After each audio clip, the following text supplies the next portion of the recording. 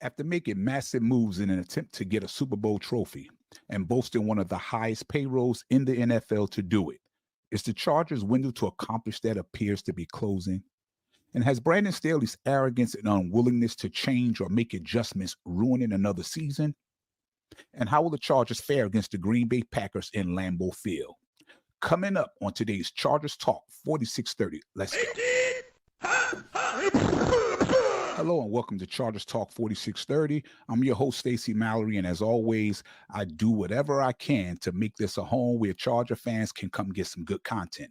Thanks to all of you who took a little time out of your schedule to tune into us. And before we get started, if I can ask you to go on to YouTube and go to the search engine, type in Chargers Talk 4630, press the like button, give a thumbs up, hit the bell on the right, and as always, it costs you absolutely nothing to subscribe. This way, you'll never miss a show or podcast. And also, your device, whether it's a tablet, phone, or computer, it will send you a notification as a reminder that either we are live on the air or we just released the latest content. And remember, you don't have to just be a Chargers fan because everyone who listens and supports us is always welcome here. And again, I can't thank you enough.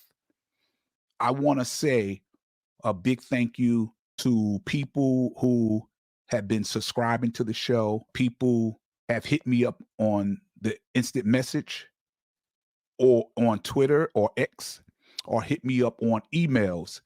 And we've been conversing with Charger fans. And the one thing that I love, we don't always see eye to eye. There's always some differences. Some was a little frustrated because they felt like I was too hard on my criticism toward Brandon Staley and didn't understand why. And that's fine. I welcome the conversation about it. I welcome sharing my views and my opinions and my thoughts and the eye test, what I see. And I also like to listen to their views as well, because your views matter as well.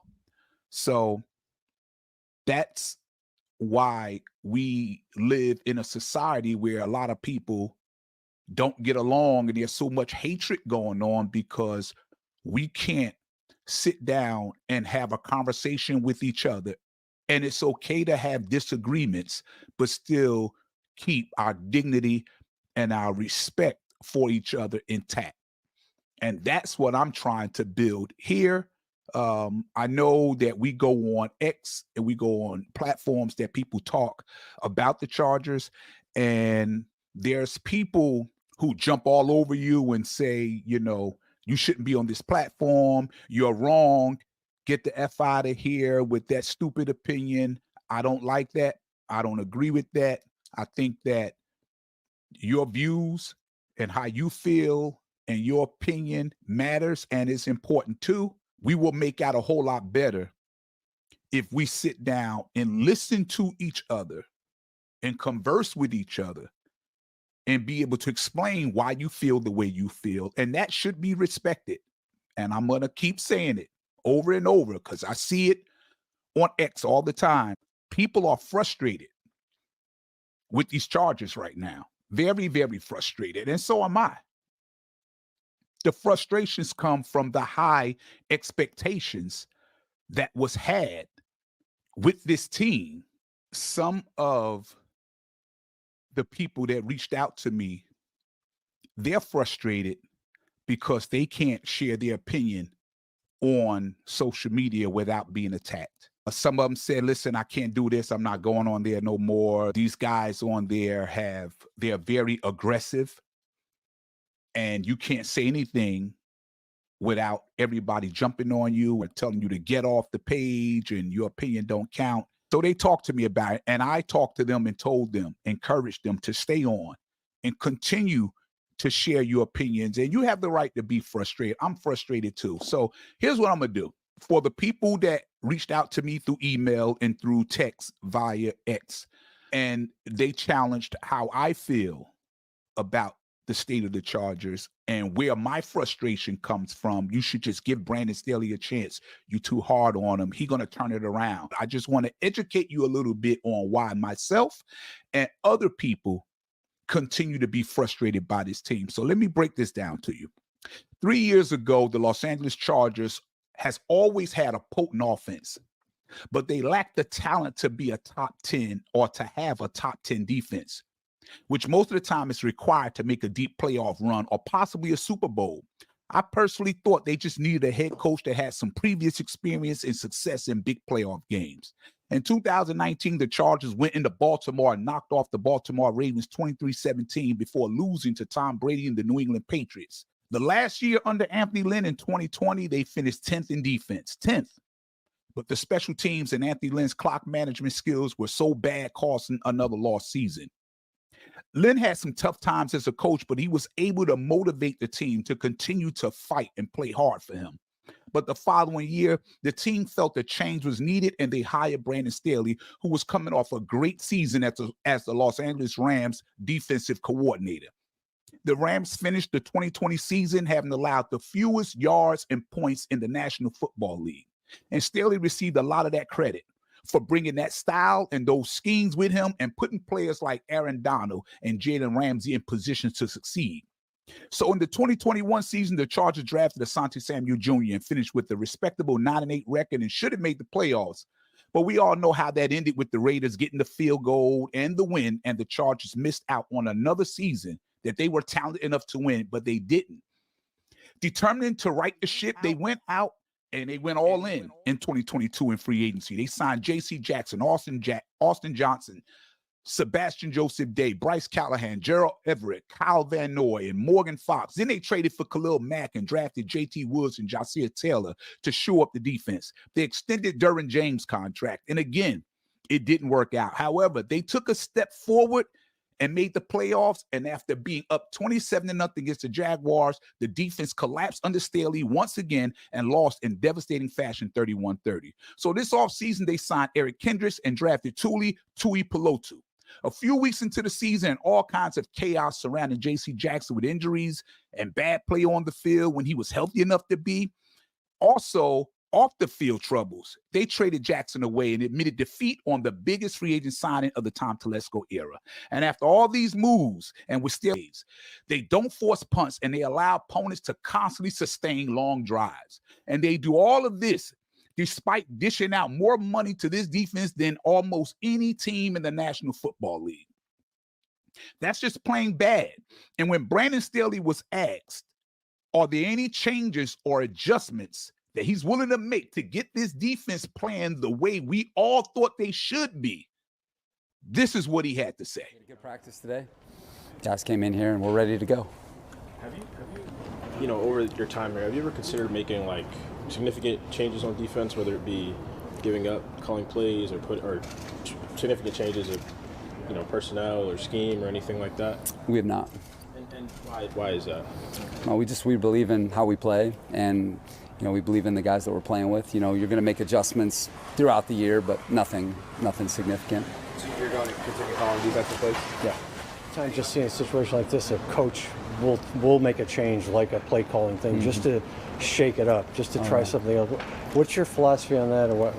I think every situation is different. I think if you feel like it gives you the best chance to win, or you think that it could spark your team or something, people do that, but we don't feel like that's the direction that we're going to take.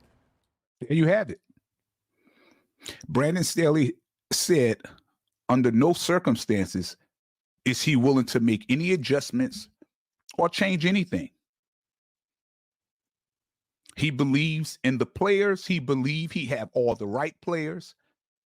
And he constantly repeat himself by saying he's going to go and watch the film, and they're going to see what they're doing wrong, and they're going to try to correct it.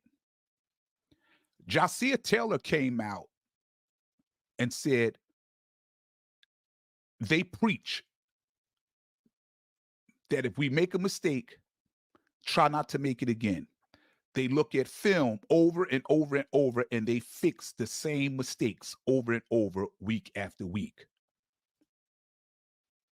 Ben Johnson, who's the offensive coordinator from the Detroit Lions, he came out and said, watching the defense and the schemes that the Chargers play in, he felt like there was nothing he couldn't dial up in his offensive playbook that couldn't work. He talked about how they went for it on 4th and 2 several times, and the Chargers played the defense off 10 yards. So they just ran the ball. How they constantly just played zone and giving them everything in the middle. And then afterwards, they would look and see the defensive formation the Chargers was in, and they just started gashing the secondary.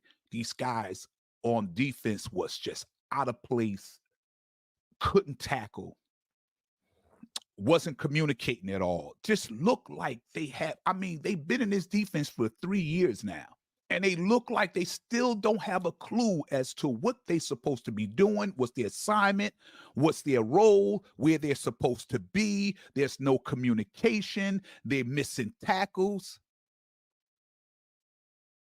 And you guys want to know why people are so frustrated? This is the reason why they're so frustrated. When you have one of the highest payrolls in the National Football League, and you have the impactful players on both sides of the ball as the Chargers have, of course, expectations is going to be through the roof, especially when you have a special quarterback in Justin Herbert, who's my guy. There's no doubt about it. He's a top 5 quarterback in the National Football League. I don't give a hoot what any commentators or any of them say. I know what my eyes see. What he did, and I give respect to Jared Goff for scoring 3 more points than the Chargers did. But I mean, come on, 400-something yards, 4 touchdowns, 1 pick. You score 38 points in the NFL and have a defense with Derwin James, Asante Samuel, and Eric Hendricks, and Joey Bosa, Khalil Mack, and Tui Tuipulotu. You give up 41 points. These guys didn't have 1 sack, a couple of pressures, but not 1 sack. You feasted on Chicago and you feasted on the Jets because both of those teams have offensive line issues.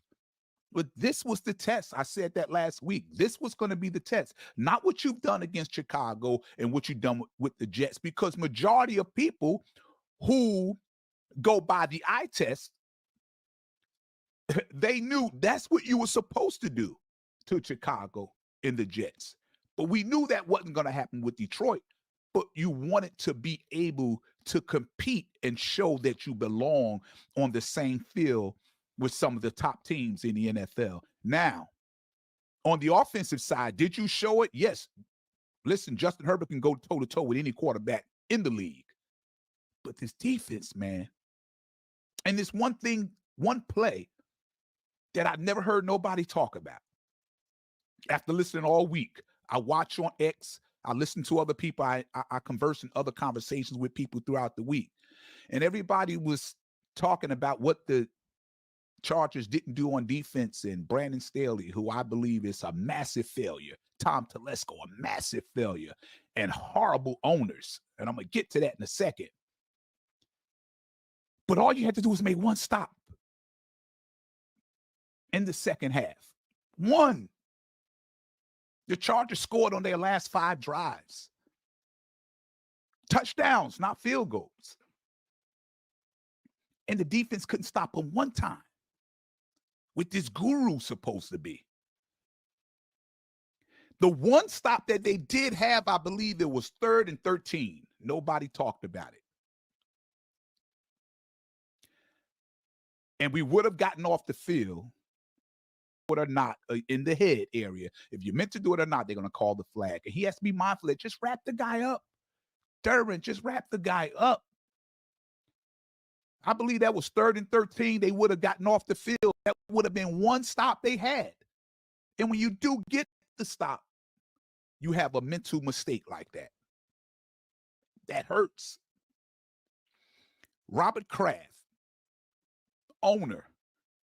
We hear the rumblings coming out of New England that Robert Kraft is not pleased with the direction that the Patriots are going. And there's been a lot of talk, a lot of chatter going on that Belichick might be out of there. But that's definitely a conversation that's going on. Jerry Jones, very vocal about his team. He listen, everybody agree you don't like how he go about doing his business with the Dallas Cowboys, but it's one thing that we all can say. Jerry Jones wants to win. And not just a couple of games, not just to get to a playoff. Jerry Jones wants to win a Super Bowl. And if players are not responding to the coach, wherever, if it's the player, if it's a quarterback, if it's the head coach, if it's the GM, Jerry getting them out of there. And you have to love that as a fan base, because you saying, hey, listen, I got a guy that will do whatever it takes to put together a product on the field that have an opportunity to try to win a trophy. That's all we can ask for. And when the fans are frustrated, when things ain't going their way, Jerry Jones will hold a press conference and let it be known. He's frustrated too. He feels our frustration, and he's going to make some changes. You have to love that. Terry Pegula, who's the owner of the Buffalo Bills, and his general manager is Brandon Beane. I'm not going to say it was the offense coordinator's fault with the issues going on with Josh Allen and whatever kind of tension between him and Stephon Diggs, but the team is underperforming. The team is not playing to their ability. The fan base is upset, and what they do, the owner and the general manager, they went into action. They made a change. Whether it was the right move, whether that was a scapegoat or not, we don't know. But at the end of the day, they're trying to identify what the problem is and fix it. Denise DePartolo, the 90% owner of the San Francisco 49ers, seeing that the 49ers were struggling. They had some injuries earlier on. They had some problems getting to the quarterback.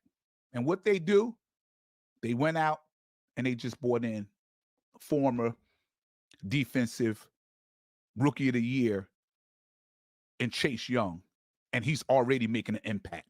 And as a fan base, you love that, right? So I'm saying, Brandon Staley, as much as we get so frustrated with him, and he constantly say, we're on the right path, things going to work out, we're going to go to the board, we're going to look at the film, we're going to correct the mistakes. That's like a broken record. We hear that every week. But how much of the blame are we just going to put on Brandon Staley? Brandon Staley is allowed to just do whatever he want, say whatever he want, and he has a philosophy and a scheme that doesn't work, period. Whether it's not having the right players, whether his inability to be able to communicate where people should be in his scheme, it is not working. And the owners, we mentioned Robert Kraft, Jerry Jones, Terry Pegula, Brandon Beane, the GM for the Bills, Denise DeBartolo, when they saw there were problems going on with their organization, they jumped in to try to identify the problem and fix it. And in 3 years, remember I told you earlier, in 2019, we had the number 10 defense. We had a top 10 defense in the NFL.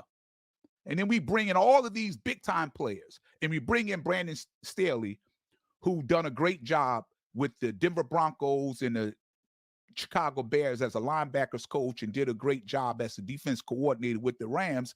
And he come over to us, and then it's like with this arrogance, man, and him being asked, what adjustments, do he feel any adjustments should be made on the defensive side of the ball? And he refused to look you straight in your face and tell you no.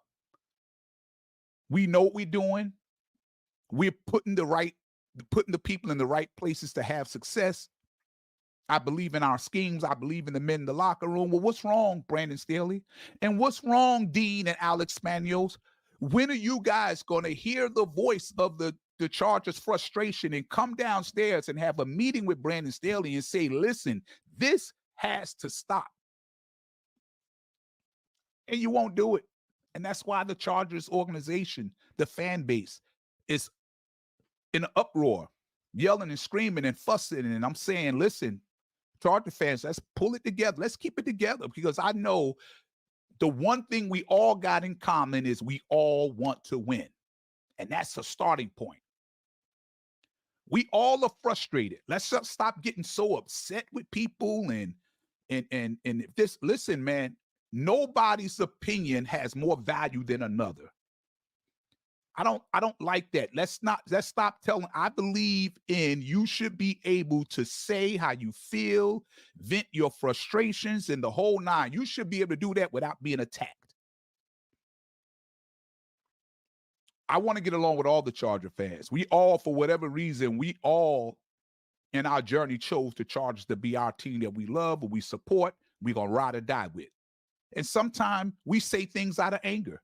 We say things we don't mean because we frustrated, and that's what's going on. But that's okay. Let them get that frustration out. You know, how about instead of telling them shut up and you shouldn't be saying that, how about you just tell them, listen, man, hang in there. I know it's tough right now. Hang in there. I'm with you. How about that? But they're not wrong. I just lay it all out to you why everybody is so frustrated. Brandon Staley is not the guy. And I wish we had new ownership as well.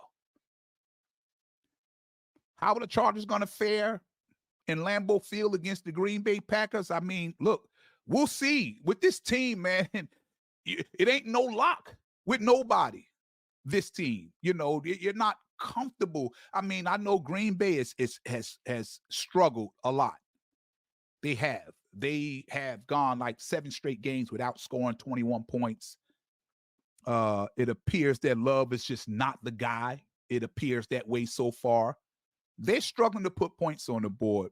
They're struggling to stop anybody on defense. But what do we always know?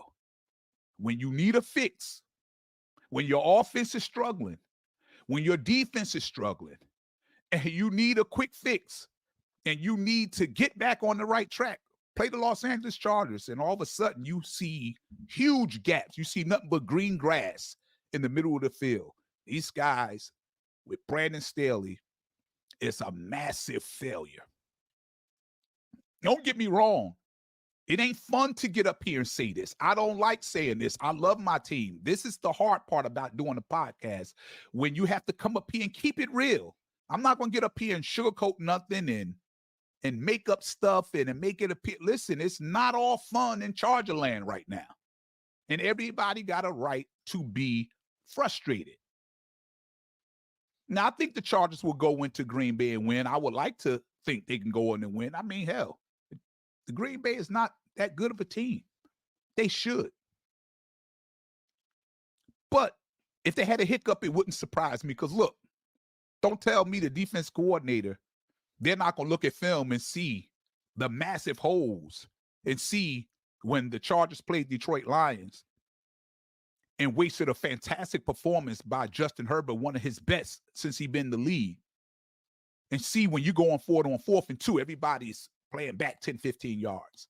It's just crazy. It's crazy. It's mind-boggling that these guys are the professionals and they have no idea what they're doing. It's just crazy with the talent that we got on this defensive side. Is it the players? Like, my God, I'm trying to. Are we not as good as I thought we were? Maybe we're not. But we're left to just assume whatever, because Brandon keeps saying everything is fine. We have the right players in the locker room. We have the right schemes, and I'm not going to change anything. Listen here, man, Staley. When you're giving up over 500 yards to offense, you can't stop a cold or a nosebleed. When you got guys just running through your defense like nobody is on the field trying to defend them, that's a problem, Brandon Staley. That's a problem. Stop saying there is no problem. Stop saying there's nothing wrong with the scheme. Yes, it is. Yes, it is.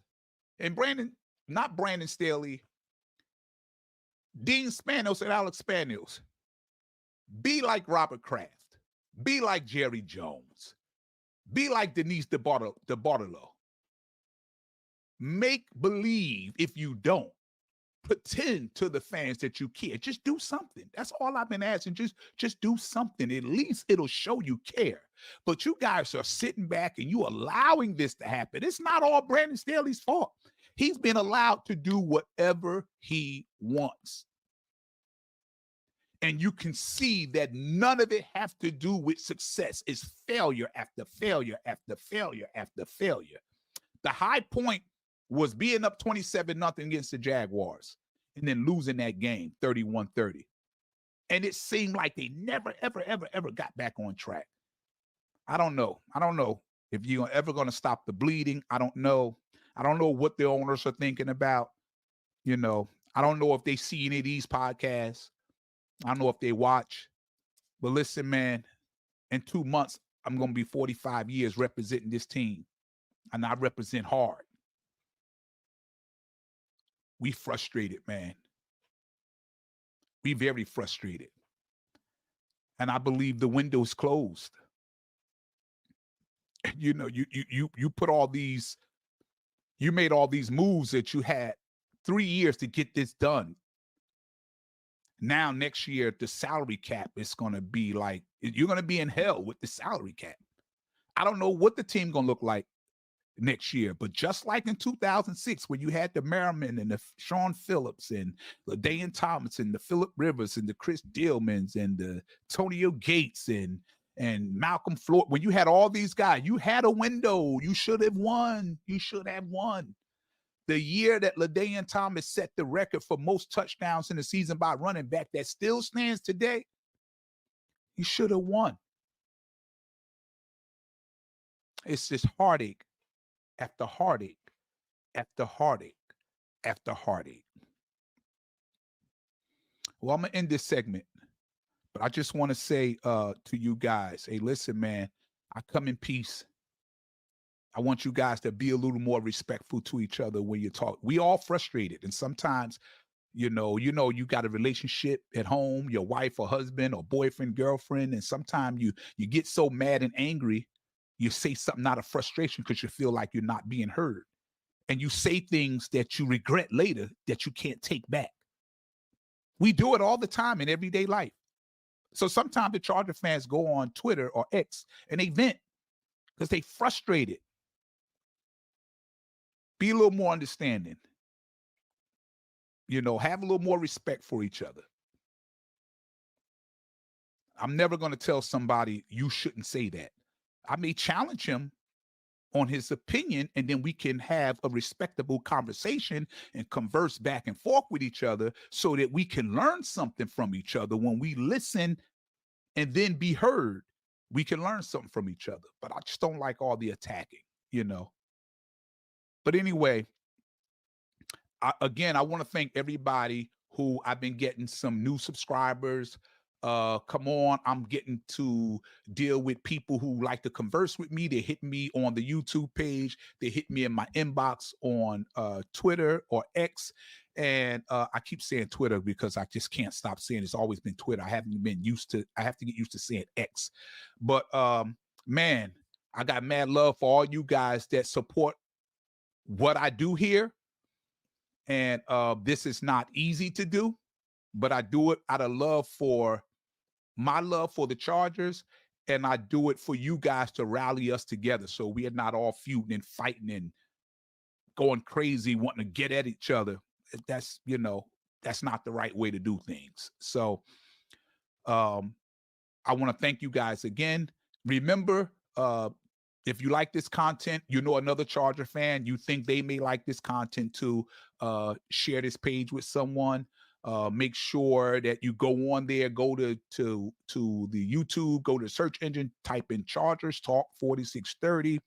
Go on, give me a thumbs up, press the like button if you like the content. Hit the notifications button so that you can be notified every time we go on live. So either that or anytime we release some content, you're going to get it.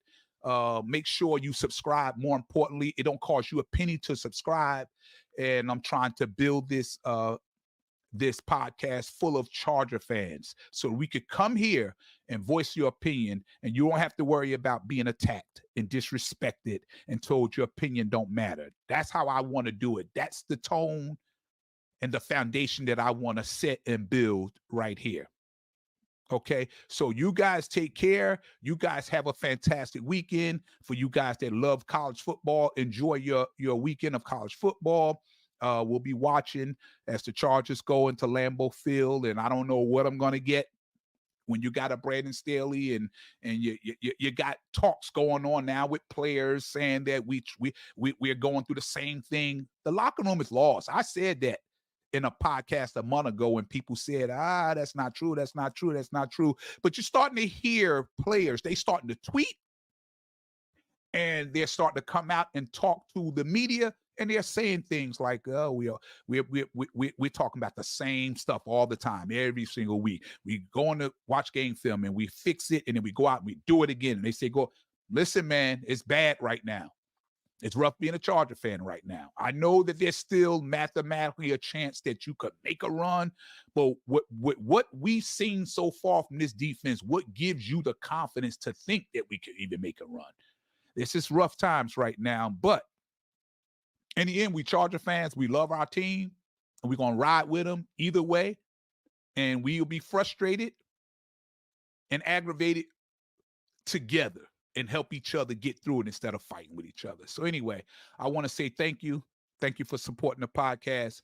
I'll be on Sunday night to discuss whether it's a win or loss. This is the way I do it all the time. If it's a win or loss, I'll be here to discuss it.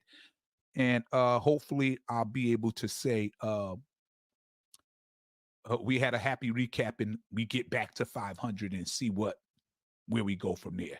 So enjoy, take care. Walk good and be kind to each other. Peace.